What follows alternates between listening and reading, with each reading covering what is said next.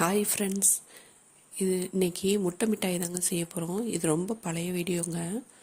போடலாமா வேணாமான்னு யோசனை பண்ணிகிட்டே இருந்து போட்ட வீடியோங்க.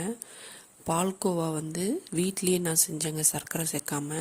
அது ஒரு 200 கிராமுக்கு கொஞ்சம் கம்மியாக இருந்ததுங்க. 2 முட்டை, ஒரு 50 மில்லி நெய், ஒரு 25 கிராம் அளவுக்கு முந்திரியும் பாதாமும் ஊற வச்சுருக்கோம். ஒரு 150லேருந்து 200 கிராம் அவங்கவுங்க இனிப்பு சுவைக்கு ஏற்ற மாதிரி சர்க்கரை எடுத்து வச்சுக்கிறோங்க. எந்த பாத்திரத்தில் செய்ய போகிறோமோ அந்த பாத்திரத்தில் 2 முட்டையை உடச்சி சேர்த்துக்கிறேங்க. அந்த முட்டையில் பார்த்தீங்கன்னா ஒரு வெள்ளையாக ஒரு ஜெல் மாதிரி ஒரு பார்ட்டிகிள்ஸ் இருக்கும்.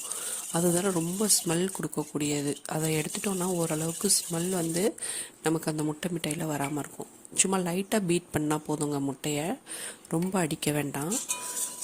தேவையான அளவுக்கு உப்பு சேர்த்துக்கிறோம்.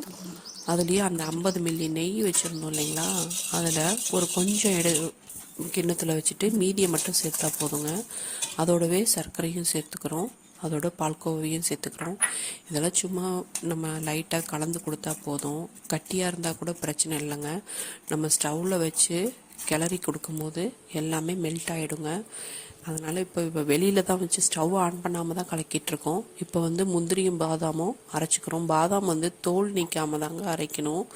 ஏன்னா இந்த பாதாம் தோலோட கலர் நமக்கு முட்டை மிட்டாய்க்கு நல்ல ஒரு பியூட்டிஃபுல்லான கலர் கொடுக்குங்க. அதனால தாங்க நல்லா ஃபைன் பேஸ்ட்டாக அரைச்சிக்கணுங்க. இப்போ ஸ்டவ் ஆன் பண்ணிட்டேங்க. இந்த எல்லா கலவையும் சேர்ந்து கிளறிட்டுருக்கேங்க. இந்த சமயத்தில் கொஞ்சம் ஏலக்காய் கூட சேர்த்துக்கலாங்க. ஏலக்காய் சுவை, ஏலக்காய் டேஸ்ட் பிடிக்காதவங்க சாஃப்ரான் குங்குமப்பூ கூட சேர்த்துக்கலாம்.